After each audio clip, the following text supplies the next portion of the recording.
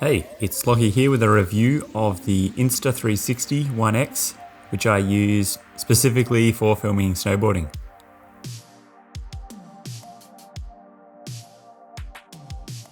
This was the first 360 camera that I'd ever bought, so it had a bit of a learning curve getting used to it and working out how to get the best results from it. I'll talk about how it does in cold weather, how it handles getting covered in snow, and the ways I've found to get the best footage from it. Basically, the 360 camera films everything with two super wide lenses and then joins the footage together later. Once you've got the footage on your phone or your computer, you can choose what direction you want to look at, zoom in and out, and fake all the other camera movements. I'd recommend playing with the camera quite a bit before taking it out in the snow. Like every other review has mentioned, the screen is almost useless outside, and seeing anything on it is pretty much impossible with goggles on. Like the older GoPros, you can learn to turn them on and just listen to the beeps to make sure it's actually recording. There isn't much protection for the camera. The battery is hidden and has a little door with a latch, so it's fairly protected, but the micro SD slot just sits at the bottom of the camera and isn't covered at all. The proper answer would be to get the Venture case, which would seal out the water and snow, and although it would have been a good idea, as it would protect the lenses, seal everything, I didn't want to spend the money, and I didn't like the idea of adding extra plastic over the lenses. I haven't tried it, but I didn't want the footage to drop in quality. If you get snow on the lens, it's super noticeable because the camera is busy doing all its stabilizing, so you'll see patches of snow and drops of water on the lens which seem to be moving around everywhere, which is pretty distracting. The sound is okay if you aren't moving anywhere, but everything I filmed, we were always moving quickly, so there's lots of horrible wind noise. The invisible selfie stick is definitely the best accessory. I used it almost all of the time that I had the camera out.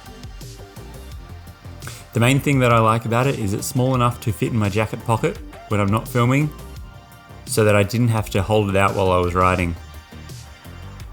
If it didn't fit into my pocket, I doubt I would have used it anywhere near as much as I did. It extends from fairly small out to a little bit over a meter, and almost all the footage you'll see will be me having it fully extended. Sometimes you can see the shadow on the snow to get an idea of how far away from me it is. The more I used it, I kept practicing on trying to make it look like I wasn't holding anything in my hands, and it definitely got better.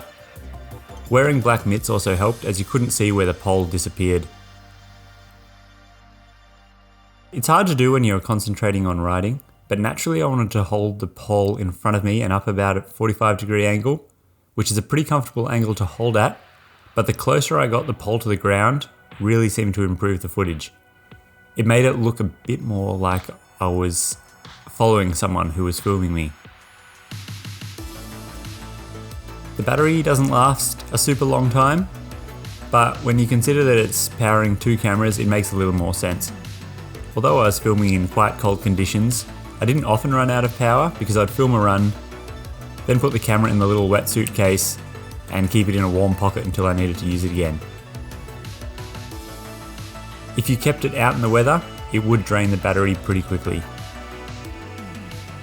When the temperature got super cold, I kept it in a pocket with a hand warmer in it, and the warmth kept the battery going all day.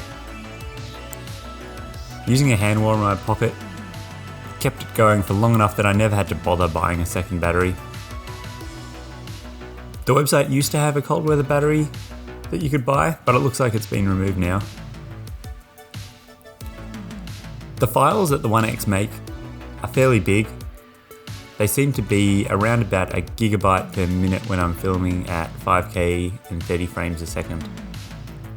Although you can do all the work in Insta Studio, I ended up using a bit of a different workflow.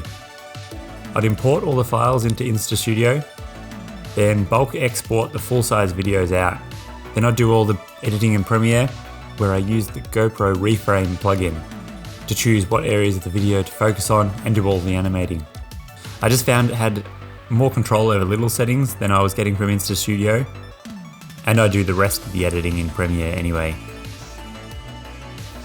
One of the first days I took the camera snowboarding, I accidentally packed the wrong pole, so I had nothing to mount the camera on. It was a great powder day and I knew it would be good if I could film it, so I just held the camera by the base with my mitts and hoped that I wouldn't drop it. The footage came out looking really good. It's quite stable from being held in your hand, and I think it's pretty easy to watch as the board just smoothly moves around the camera without shaking or having the harder to watch POV style from being mounted on a helmet.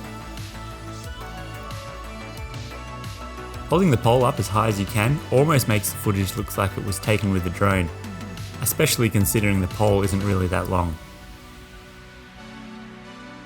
Although it can do a bit of slow motion, I almost never used it because of the dropping quality. I find the quality of the full 5.7K gets good results at 30 frames per second.